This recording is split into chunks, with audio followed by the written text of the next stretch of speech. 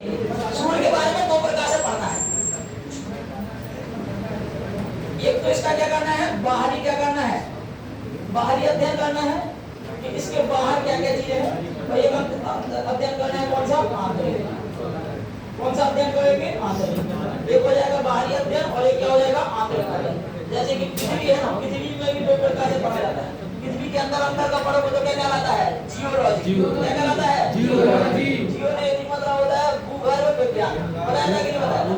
जैसे ही आपको पृथ्वी के बारे में पढ़ना है, ऐसे ही किसके बारे में पढ़ना है, सूर्य के बारे में पढ़ना है। तो सूर्य के बारे में, अंतर के बारे में पढ़ोगे तो क्या हो जाएगा, आंतरिक हो जाएगा उसका अध्ययन। बाहर का पढ़ोगे तो क्या हो जाएगा, बाहर हो जाएगा।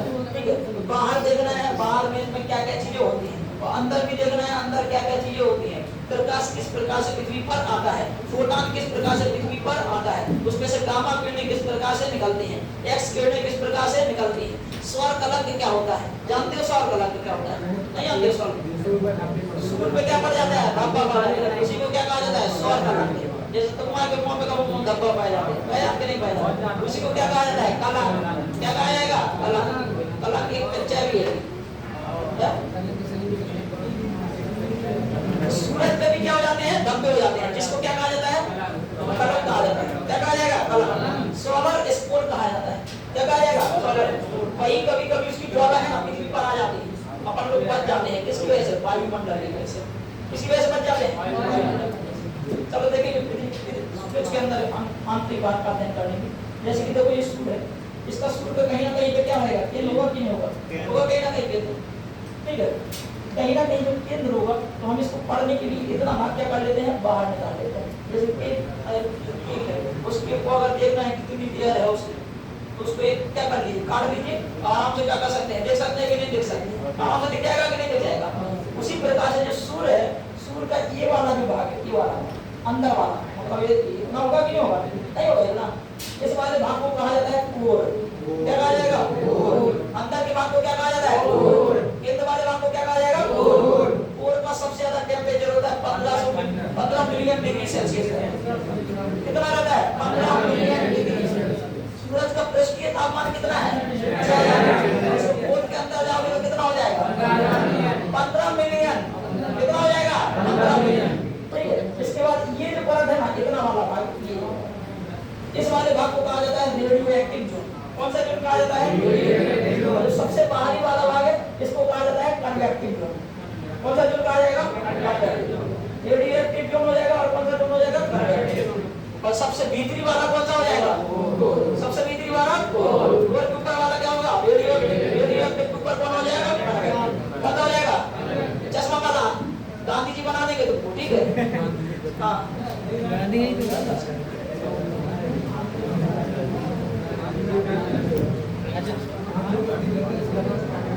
ठीक है, तो इसको हम यहाँ पे बना देंगे।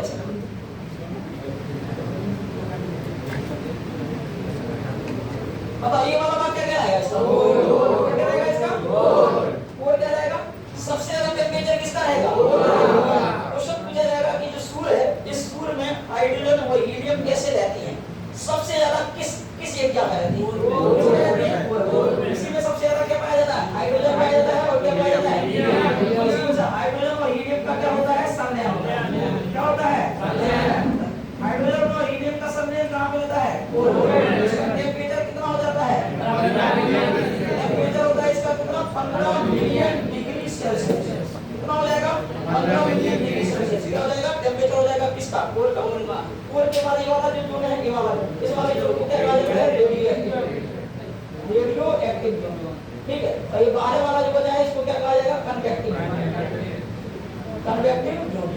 जोन मतलब होता है क्षेत्र, नहीं होता है क्षेत्र। तो ये कौन सा zone, radio active zone, convective zone, radio active zone. और क्या हो जाएगा, हो गया कोर।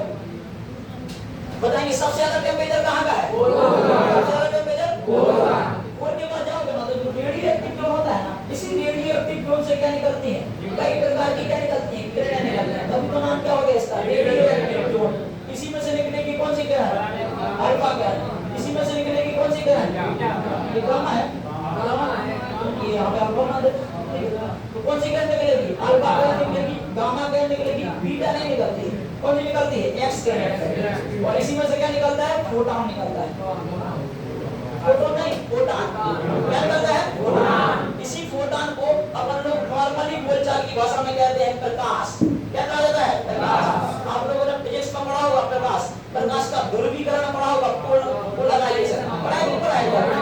तो उसमें ना प्रकाश को प्रकाश नहीं बोल के क्या बोला जाता है? फोटॉन बोला जाता है। और कहा जाता है जो फोटॉन है ना, फोटॉन सीधी मात्रा में क्या नहीं करता है? गति नहीं करता है। छोटे छोटे पैकेटों के रूप में क्या करता है? गति करता है। करता है कि नहीं करता है? तो फोटॉन जो होता है, ये फोटॉन जो प्रकाश आ रहा है, ये किस जोन से आ रहा है? गामा किरणें कहां से निकल रही है? एक्स किरणें कहां से निकल रही है? अल्फा किरणें कहां से निकल रही है? इसमें से सबसे खतरनाक होती है कौन सी किरणें? गामा। और पृथ्वी पे ना तो एक्स अल्फा किरण आ पाती है, ना गामा किरण आ पाती है, ना एक्स किरण आ पाती है। ओनली आ कौन सा पता है? फोटॉन।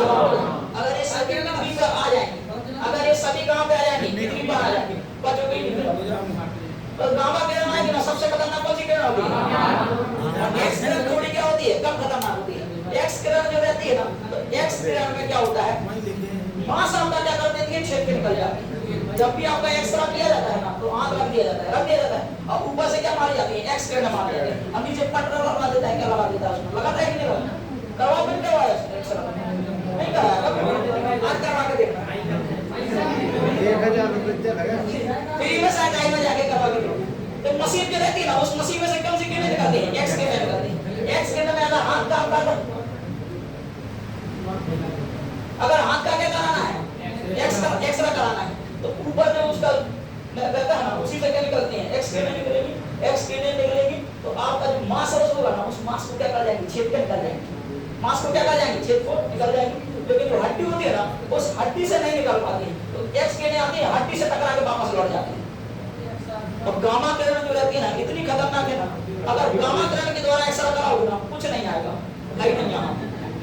क्योंकि गामा किरण में इतनी ताकत होती है कि वो आपकी हड्डी को ही क्या कर देगी? छेद के निकल जाएगी। तो सबसे खतरनाक किरण कौन सी होती है? यही गामा किरण निकलती है। किसमें? परमाणु को जब बढ़ता है तब, मतलब जो भी रेडियो एक्टिव तत्व जो भी होंगे, मतलब 82 से ऊपर वाले जितने भी तत्व होते हैं, कैसे होते हैं? Radio active. 82 से ऊपर वाले जितने भी तत्व हैं, उनसे कौन सी किरणें निकलती हैं? Alpha, beta, gamma. उन्हीं को क्या कहा जाता है? रेडियो एक्टिव तत्व कहते हैं। ठीक है। और ये किरणें जब तक उनका नाभिक क्या रहता है? अशांत रहता है, और जब तक ये किरणें निकलती रहेंगी, जब तक उसका नाभिक क्या ना हो जाए? शांत नहीं हो जाए। तो परमाणु बम में क्या रहता है? यूरेनियम रहता है, और यूरेनियम तब तक विस्फोट मारता है, तब तक विस्फोट मारता है जब तक उसका नाभिक क्या ना हो जाए? शांत ना हो जाए। और जब तक वो विस्फोट मारता है ना, तो उसमें से इतनी अल्फा, बीटा, गामा किरणें निकल जाती हैं कि पूरा वायुमंडल ही क्या हो जाता है? दूषित हो जाता है। जैसे ही आपने सांस ली ना, तो अंदर चली गई, बातें कर रहे थे यार, ठीक है। जैसे ही अंदर सांस लोगे ना, तो क्या जाएंगी? अल्फा, बीटा, गामा किरणें क्या जाएंगी? अंदर जाएंगी। अंदर जाएगी तो क्या हो जाएगी? दिक्कत हो जाएगी। ये कीमियोथेरेपी आपको, कीमियोथेरेपी किसके लिए होती है? कैंसर के। कैंसर के इलाज के लिए भी किसका प्रयोग किया जाता है? गामा किरणें। लेकिन उसमें यूरेनियम की गामा किरणों का प्रयोग नहीं किया जाता है। किसका प्रयोग किया जाता है? कोबाल्ट 60, कोबाल्ट 60 मतलब कोबाल्ट 60 का। इससे निकाली जाती है क्या? गामा किरणें। क्योंकि हर एक चीज के क्या होते हैं? समस्थानिक होते हैं। हाइड्रोजन का समस्थानिक नहीं पढ़ा है? H1 होता है, H2 होता है, ऐसे ही होता है। हाँ, ये बहुत खतरनाक होता है। जिसकी ये कीमियोथेरेपी होती है ना, मतलब जिस जैसे कैंसर होता है, क्या है जानते हो? कैंसर क्या होता है? नहीं जानते? कोशिकाएं जो होती है ना, ये कोशिकाएं जैसे यहाँ पे अगर कट गया है, या फिर शरीर में कुछ भी क्या हो गया है? घाव हो गया है। अब वहां पे घाव भरेगा कि नहीं भरेगा? तो जितनी कोशिकाएं बनी है, उतनी कोशिकाएं बननी चाहिए। एक भी कोशिका क्या नहीं बननी चाहिए? ज्यादा नहीं बननी चाहिए। अगर ज्यादा बन जाएगी तो फिर क्या हो जाएगी? दिक्कत हो जाएगी। जैसे कि इस क्लासरूम में जितने बच्चे बैठे हैं उतने ठीक है, तो कहोगे नहीं बाहर तो इसमें बच्चा, तब फिर क्या होगा? दिक्कत हो जाएगी कि नहीं जाएगी? तो शरीर का सीधा सीधा कॉन्सेप्ट है, जहाँ पे जितना कटेगा उतनी क्या बनेगी? कोशिका वहां पे बननी चाहिए। कभी कभी लड़का क्या हो जाता है, जो सेंट्रोसोम होता है ना, पागल हो जाता है, क्योंकि नई कोशिकाओं बनाने का काम किसका रहता है? सेंट्रोसोम का। किसका रहता है? सेंट्रोसोम। इस सेंट्रोसोम इतनी कोशिका बना देता है, बननी थी वहां पे 10,000 कोशिकाएं, बन गई तो 10 लाख कोशिकाएं। कितनी कोशिकाएं बन गई? 10 लाख। वही 10 लाख कोशिकाएं एक्स्ट्रा हो जाएंगी, फिर वो और बढ़ेंगी और बढ़ेंगी और बढ़ेंगी, तो फिर क्या हो जाता है? उसी जगह पर क्या हो जाता है? कैंसर हो जाता है। अब वो एक्स्ट्रा कोशिकाएं हो गई है, तो गामा किरणों को भेजा जाता है शरीर के अंदर। एक बंदूक टाइप होती है गामा किरणें, मतलब कोबाल्ट से निकाली जाती है गामा किरणें, बंदूक टाइप होती है। और जो एक्स्ट्रा कोशिकाएं होती है ना, एक्स्ट्रा कोशिकाओं को क्या कर दिया जाता है? मार दिया जाता है। ठीक है। अगर वो फर्स्ट स्टेज में रहेगा तो क्या हो जाएगा? ठीक हो जाएगा। ठीक है। और खतरनाक हो जाएगा तब फिर ठीक नहीं हो सकता है। तो यही तो होता है कैंसर। इसका भी कीमियोथेरेपी से क्या होता है, इलाज होता है, उसके बाल झड़ जाते हैं। क्योंकि शरीर के अंदर जैसे ही आप लोग देखो ना, आप लोग मोहल्ले में होगा किसी के अगर कैंसर का इलाज हुआ होगा तो उसके बाल क्या हो जाते हैं, झड़ जाते हैं, झड़ जाते हैं। ये बिल्कुल रियल बात है। क्यों है रियल? क्योंकि गामा किरणें आती है ना, सबसे पहले बालों को क्या कर देती है, जला देती है। लेकिन वो बाल ऐसे नहीं रहते हैं कि हमेशा व्यक्ति टल्ला रहेगा, समझ कि नहीं। अगर कीमियोथेरेपी से उसका इलाज हुआ है और बाल उसके क्या हो गए, झड़ गए, कोई दिक्कत नहीं, बाल उसके वापस क्या हो जाएंगे, आ जाएंगे। आ जाते हैं कि नहीं आ जाते? हुई कि नहीं हुई किसी की कीमियोथेरेपी? करवानी हो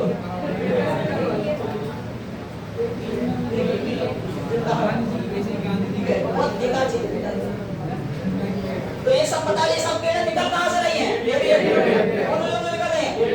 अब इसका कन्वेक्टिव जोन होता है ना, इस कन्वेक्टिव जोन में ना हाइड्रोजन के शेल पाए जाते हैं। यहाँ पे शेल पाया जाएगा, यहाँ पे इस प्रकार से क्या पाए जाते हैं, शेल पाए जाते हैं। इनको कहा जाता है हाइड्रोजन के शेल, ठीक है। ये क्या हो जाएंगे, हाइड्रोजन के शेल हो जाएंगे। अरे बैठ जाओ भाई साहब, ठीक है, ठीक है। ये क्या है, हाइड्रोजन के क्या है, शेल है। ये हाइड्रोजन के शेल है ना, इन्हीं के बीच में देखना कहीं कहीं जगह क्या होगी, खाली होगी खाली। तो इन्हीं जगह में से क्या निकलती है, ये किरणें निकलती है, ठीक है। ये किरणें क्या करेंगी, निकलेंगी, यहाँ से निकलेगी, यहाँ से निकलेगी, ठीक है। यहीं से क्या आ रहा है, ये फोटॉन को क्या कहा जाता है, प्रकाश कहा जाता है। क्या कहा जाता है, प्रकाश। तो प्रकाश निकलने के लिए क्या चाहिए, जगह चाहिए कि नहीं चाहिए? तो जो हाइड्रोजन शेल होते हैं, उस हाइड्रोजन के शेल में से जहाँ पे जगह होती है ना, वहीं से क्या हो जाता है, वहीं से प्रकाश भी निकलता है, वहीं से एक्स किरणें भी निकलती हैं, वहीं से गामा किरणें भी निकलती हैं, अल्फा भी निकलती है, सब कुछ निकलता है। लेकिन पृथ्वी को मान लिया एक सूरज है, इस सूरज के सामने यहाँ पे क्या होगी, पृथ्वी होगी। यहाँ पे क्या होगी, अर्थ होगी, पृथ्वी हो जाएगी। लेकिन बताइए कि पृथ्वी जो है, पृथ्वी अकेली है क्या? पृथ्वी के ऊपर क्या है, वायुमंडल। क्या चीज है, वायुमंडल। और वायुमंडल क्या होता है, वायुमंडल है ये हवाओं का एक क्या है, ग्रुप है, ठीक है। और मतलब कई परतों का एक क्या है, ग्रुप है, ठीक है। जैसे कि मान लीजिए क्या हो जाएगा, वायुमंडल क्या, ठीक है। इसमें बताइए सभी कैसे हो जाएंगे, नहीं हो जाएंगे, ठीक है। इसमें बताओ सबसे ज्यादा मात्रा में कौन सी गैस हो जाएगी, वायुमंडल में सबसे ज्यादा मात्रा में कौन सी गैस? आप लोग बताएंगे। एक क्वेश्चन पूछ रहे हैं, हमारे क्वेश्चन पूछा था, आज यार एक क्वेश्चन पूछा था, वायुमंडल में सबसे ज्यादा नाइट्रोजन गैस है, कौन सी गैस है, नाइट्रोजन। लेकिन नाइट्रोजन गैस जो है मनुष्य के काम नहीं आती, नहीं आती मनुष्य के काम। मनुष्य के काम की है नाइट्रोजन गैस, किसी काम की, मनुष्य के काम की नहीं। लेकिन फिर भी ये सबसे ज्यादा मात्रा में, क्या कारण है इसका? ऑप्शन नहीं, तो कौन से क्वेश्चन है वो, वन ऐसा कोई फैक्ट वाला नहीं है। देखिए सबसे ज्यादा नाइट्रोजन जो है ना, नाइट्रोजन का प्रयोग कौन करते हैं, पेड़ पौधे करते हैं, और कौन करती है, मिट्टी करती है, ये सब चीजें, ठीक है। तो इसीलिए सबसे ज्यादा मात्रा में कौन है, नाइट्रोजन। एक और क्वेश्चन पूछा था कि जो नाइट्रोजन की जो पेड़ पौधे होते हैं, ये पेड़ पौधों की पत्तियां पीली पड़ जाती है ना, पीली किसकी कमी से पड़ती है, नाइट्रोजन की कमी से। किसकी कमी से, हरी किसकी वजह से होती है, किसकी वजह से हो जाएगी। अब कमी से अगर नाइट्रोजन की क्या हो गई, पेड़ के अंदर क्या हो जाएगी, कमी हो जाएगी, तो पत्तियां उसकी क्या हो जाएंगी, पीली पड़ जाएंगी। अब तो बताएंगे पेड़ पे हम पत्ते क्यों गिरा देते हैं, नाइट्रोजन की कमी से। बायोलॉजी में पढ़ा, बॉटनी में पढ़ा, ठीक है।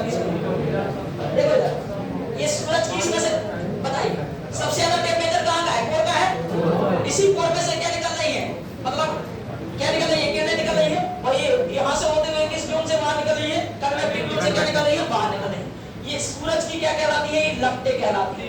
सूरज की क्या कहलाती है, लपटें। तो सूरज तो आग जलता हुआ आपका गोला है, जैसे आग में जलाओगे तो उसकी लपटें निकलेंगी कि नहीं निकलेंगी। उसी प्रकार से सूरज की क्या है, यहाँ पे लपटें हैं। ये जो सूरज की लपटें है ना, इन सूरज की लपटों को ही कहा जाता है क्या, सौर ज्वाला। क्या कहा जाता है, सौर ज्वाला।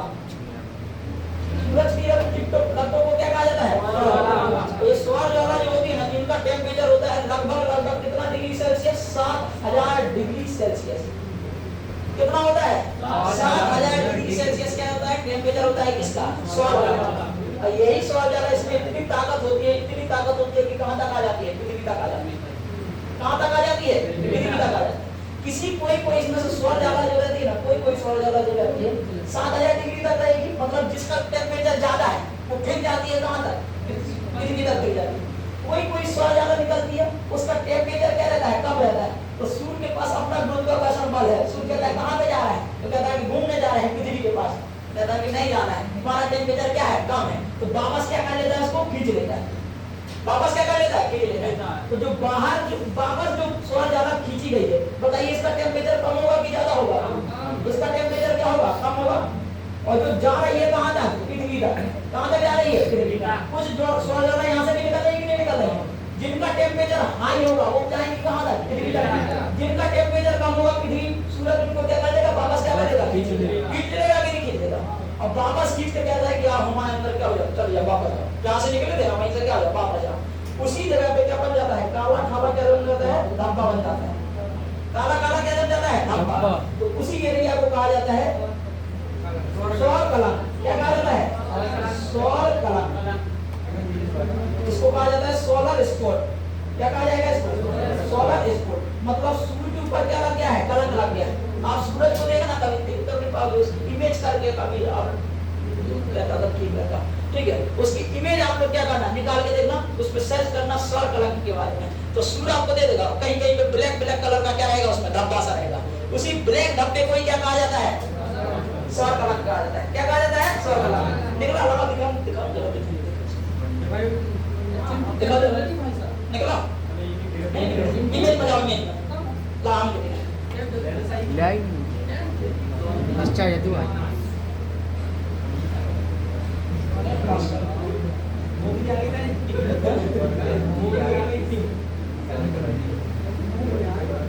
चलो देखेंगे, सोलर स्पॉट देखना है। देखो ये सूरज, देखो जाओ, दिख रहा है कि नहीं दिख रहा है, देखना है सूरज दिख रहा है कि नहीं दिख रहा है, दिख रहा है सूरज। उसमें देखना कहीं कहीं ब्लैक ब्लैक दिख रहा होगा, धब्बा दिख रहा है कि नहीं दिख रहा है।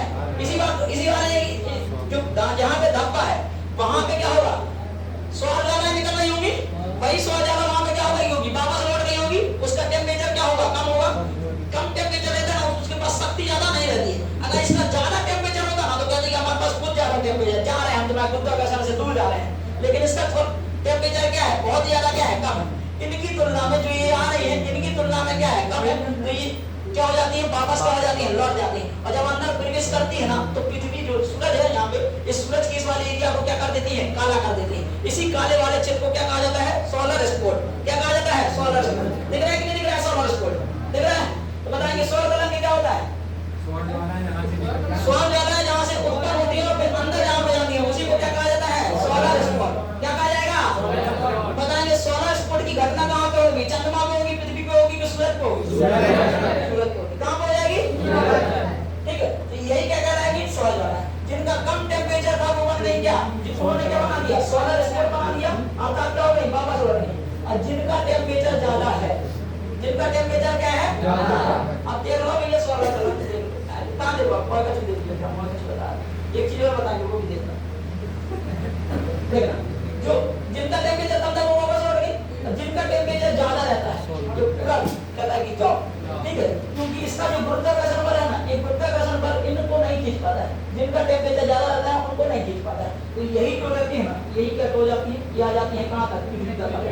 कहाँ तक आ जाती है, कहाँ से निकलेगी, ये आएगी कहाँ तक, पृथ्वी तक, ठीक है। अब बताइए इसका टेम्परेचर है कितना डिग्री, 7000 डिग्री सेल्सियस। अगर कम रहता, इससे कम रहता तो पृथ्वी सूरज क्या कर देता, वापस खींच देता। लेकिन टेम्परेचर क्या है उसका, हाई है, इतना टेम्परेचर हाई है कि सूरज का गुरुत्वाकर्षण बल वहां पे काम ही नहीं करता है, काम नहीं करता है। तो पृथ्वी के पास भी गुरुत्वाकर्षण बल है, तो पृथ्वी भी खींच लेती है। ये नहीं देखती कौन आ रहा है कौन नहीं आ रहा है, और तुम तो बस तो है कि नहीं। तो पृथ्वी जो है ना, पृथ्वी क्या कर लेती है, इन लपटों को क्या कर लेती है, खींच लेती है। और खींचने के बाद वायुमंडल कहता है कि कौन आ रहा है, कौन आ रहा है, ठीक है। तो वायुमंडल में आप लोग देखना, वायुमंडल ये मान लीजिए पृथ्वी है, पृथ्वी की ये परत हो जाएगी, ये वाला जो मंडल होगा, इस वाले मंडल को क्या कहा जाएगा, क्या कहा जाएगा, सूर्यमंडल के ऊपर ये वाला कैसा है, कौन मंडल, समताप मंडल के वाले को कहा जाएगा मंडल, ठीक है। इसको कहा जाता है ट्रोपोस्फियर, इसको कहा जाएगा स्ट्रेटोस्फियर, मेसोस्फियर, और एक होता है आयन मंडल। कौन मंडल होता है, ये होता है एटमॉस्फेयर। क्या कहा जाएगा इसको, हो जाएगा। आप लोग बताएंगे इसमें सबसे ठंडा मंडल मध्य मंडल सबसे ठंडा होता है, ठीक है, मध्य मंडल सबसे ठंडा होता है। जितनी भी मौसम संबंधी घटनाएं होती हैं वो कहाँ पे होती हैं? सौर मंडल। जितनी